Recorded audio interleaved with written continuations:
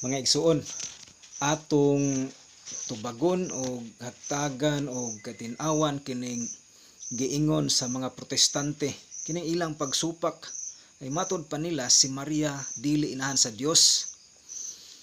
Tungod kay si Maria tao ug ang tao binuhat lamang sa Dios. Ilang gikot ang Genesis 1 bersikulo 26. Ang tubag ni ana mga igsuon, si Birhen Maria inahan sa Dios nga nagpakatao. Tungod kay si Birhen Maria mao ang inahan sa manunubos sa kalibutan nga mao si Ginoong Hesukristo, ang Dios nga nagpakatao. Juan 1 bersikulo 1 kama 14 giingon dinhi, sa wala pay nabuhat bisan unsa ang pulong diha na. Ang pulong uban sa Dios ug ang pulong Dios. Ug ang pulong nahimong tao. Ug mipuyo uban kanato. Nakita namo ang iyang himaya nga puno sa grasya ug sa kamatuoran. Kini ang himaya nga iyang nadawat ingon nga bugtong anak sa amahan. Sa Catechism of the Catholic Church, paragraph 509, giingon, Mary is truly Mother of God, since she is the mother of the eternal Son of God made man, who is God Himself. Bot ipasabot, si Santa Maria, matuod nga inahan sa Dios, sanglit siya man ang inahan sa Dios nga anak, nga nahimong tao, kinsa Dios sa iyang pagkasiya. Ang pulong inahan sa Dios gikan sa pulong nga Griego nga mga pulong nga gitawag og Theotokos, meaning God bearer and Mother of God. Ang titulo nga Mother of God gideklarar sa Council of Ephesus sa tuig 431. Mahimo sa Dios nga si Ginoong Hesukristo nga muanhi sa kalibutan bisan og dili siya muagi sa sabakan sa usa ka babay o muanhi siya nga dako nandaan. Apan nianhi siya ingon gayud nga anak sa tawhanong inahan. Galacia kapitulo 4 bersikulo 4 giingon dinhi, apan pag-abot sa hustong panahon, gipadala sa Dios ang iyang anak. Mianhi siya ingon nga anak sa tawhanong inahan. Ug nagpuyo ilalom sa balaod. Ang pagkahimo ni Birhen Maria nga inahan sa Dios nga nagpakatao, gihisgutan na sa daang tugon sa sulat ni Propeta Isaias. Sa Isaias kapitulo 7 bersikulo 14 o Isaias kapitulo 9 bersikulo 6. Giingon dinhi sa Isaias 7:14, busa ang Ginoo gayud mohatag kanimog timaan, og kini mao nga usa ka batan-ong dalaga, manamkon og manganak og usa ka lalaki, ug nganlan niya siyag Emmanuel.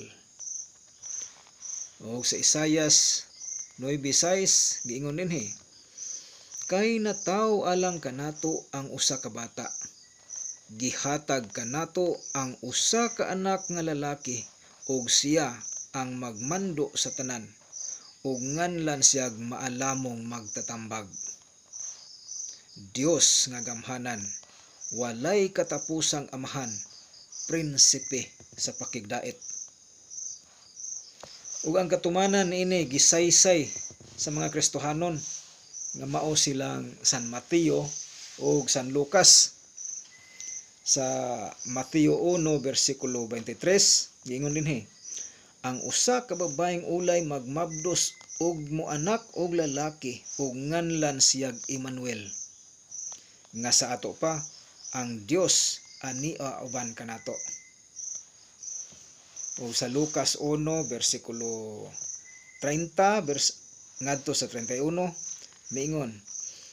miingon ang anghel kaniya, ayaw kahadlok Maria, kay gikahimut-an ka sa Dios, magmabdos ka og manganak og lalaki, ug nganlan mo siyag Hesus. Ug lain pa nga Kristohanon nga mao si Santa Elizabeth nga puno sa Espiritu Santo. Lucas 1:41 mingon nga miduaw kaniya ang inahan sa iyang Ginoo. Sa Lucas 1:41, sa pagkabati ni Elizabeth sa pangumusta ni Maria, milihok ang bata sulod sa iyang tiyan. Unya na puno sa Espiritu Santo si Elizabeth. O sa Lucas 1:43, ingon dinhi, ngano kaha nga miduaw man kanako ang inahan sa akong Ginoo. Ang Ginoo nga gipasabot dinhi ni Santa Elizabeth mao si Ginoong Hesukristo. Sa Lucas 2:11. Giingon dinhi sa Lucas 2:11, kay karong gabhiuna nataw sa lungsod ni David ang inyong manluluwas, ang Kristo nga Ginoo. Ug sa buhat 10:36 giingon dinhi, nasayod kamo nga gipadala niya ngadto sa katawhan sa Israel ang mensahe sa maayong balita sa pakigdait. Pinaagi kang Hesukristo nga mao ang Ginoo sa tanan. Ug sa libro sa Deuteronomio atong mabasa nga ang Ginoo mao ang Dios. Deuteronomio kapitulo 6 bersikulo 4. Giingon dinhi, hinumdumi katawhan sa Israel, ang Ginoo ug ang Ginoo lamang maoy atong Dios. Ug sa sulat usab ni San Pablo ngadto sa taga-Roma nga ang Dios maoray Ginoo sa tanan.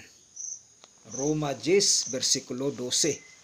Ingon dinhi, alang kini sa tanan, sanglit wala may kalainan sa mga Hudyo o sa dili Hudyo.